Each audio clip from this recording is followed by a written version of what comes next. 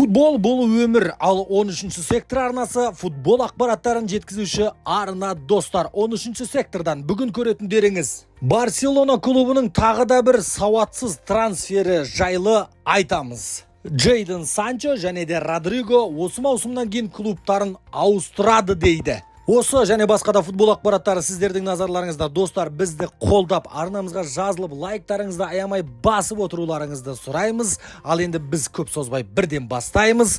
Кеттік.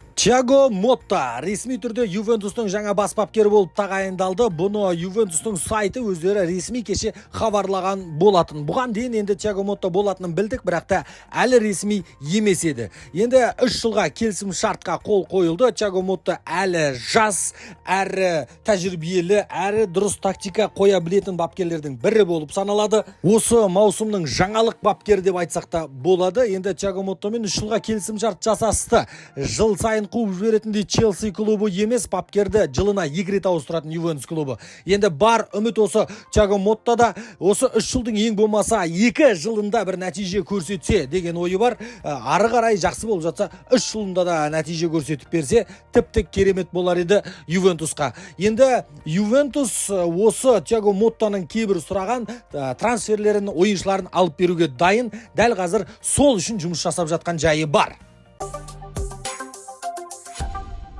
Ювентустың әңгімесін ары қарай жалғастыратын болсақ, Джейдон Санчоға Ювентус клубы көз тігіп отыр екен. Енді Манчестер Юнайтед клубы Санчоны сатуға қойды 40 миллион евроға, бірақ та Дортмундық Боруссия алайын десе сәл қымбат болып тұр деп жатыр екен бұл ақшаны. Ал ештеңеге қарамастан Ювентус клубы өздерінің қатарларына қосқысы келеді. Жалпы тағы да бір айта кететін факт, Джейдон Санчо жайлы, ол осы бір маусымда 5 миллион евроға өзінің бағасын өсірді. 25 миллион еді, қазіргі таңда 30 миллион евро тұрады трансфер маркет порталында. Жалпы 40 миллион өте керемет баға Санчо үшін. Негізінде Санчоның менің ойымша Дортмундта қалғаны тамаша болар еді. Дортмундта өзін еркін сезінетін ойыншы. Бірақ та Дортмунд қымбат сынып тұрғанымен Ювентус клубы ешқандай да қымбат сынып тұрған жоқ. Бұл ақшаны Санчоны қазір болса қазір келісіп алуға дайын екендерін жеткізіп жатыр. Негізгі трансферлерінің, негізгі осы жазда алатын ойыншыларының бірі осы Джейдон Санчо болып тұр қазіргі Ювентус үшін. Серджинио Дест деген ойыншы болатын Барселонада. Ешкім ұмытып қалмаған шығар. Ұмытып қалсаңыздар естеріңізге салайық. Бұл ПСВ-да қазір жалға ойнап жүр. Осы маусымда қайтқалы жатыр. Бұл ойыншы Барсаның өкінішіне орай қазір жарақат алып қалған жайы бар. Ал енді негізінде ПСВ Серджинио Десті 11 миллион евроға сатып алғысы келген. Ал енді қазіргі жарақатын ойлай отыра, жарақатты ортаға сала отыра, тағы да бағасын түсіргісі келеді. 8 миллион евроға сатып алғысы келеді Серджинио Десті. Ал Дест осы жарақаттан кейін бұрынғы қалпында ойнай алады ма, ойнай алмайды ма белгісіз. Оны өзіне Барса алып келіп орындықта отырғызып қойғаннан ешқандай да пайда жоқ. Сондықтан да сатып жібергені дұрыс шығар. Одан бөлек енді қазіргі таңда оң жақ қапталға Барселона ойыншы іздеп жатыр. Фримпонгты алғысы келеді екен. Байердан Фримпонгты алатын қайдағы ақша деулеріңіз мүмкін Барселонада, бірақ та Барселонада оның жолы бар. Диарио спорт басылымының айтуынша Ансу Фатиға Байер клубы, яғни Хави Алонсо қызығушылық танытып жатыр екен. Және де Хави Алонсо Байердің басшылығы Барселонаға ұсыныс тастап көрген. Ансу Фатиді жалға берсе бере аласыздар ма бізге, немесе қолайлы ақшаға біз қаржыға сатып алайық деген екен. Ансу Фатиді Хави Алонсо, осы Хави Алонсо ойната алады.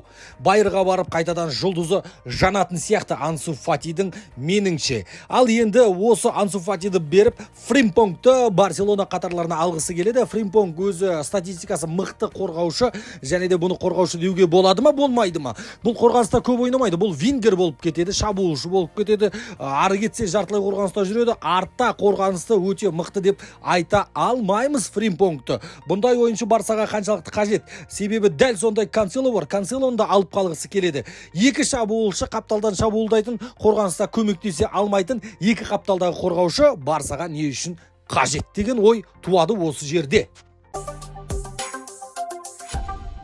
Реал Мадрид клубы Родригоның сөзіне өте қатты өкпелі. Ол қандай сөз десеңіздер, Родриго Чемпиондар Лигасының алдында Манчестер Сити өте мықты клуб, және де маған өте қатты ұнайды деп айтқан еді. Осы сөзден кейін Реал Мадрид клубы Родригоға өкпелеп қалды, және де Родриго осы сөзіне қазір ақталып та үлгерді. Маған қандай ұсыныстар түссе де, қандай клубтан ұсыныс келсе де мен қарамаймын. Мен қалай Реалдан кетемін. Реал мен үшін жүрегімде нөмір бірінші клуб деген сияқты сөздерін айтқан екен.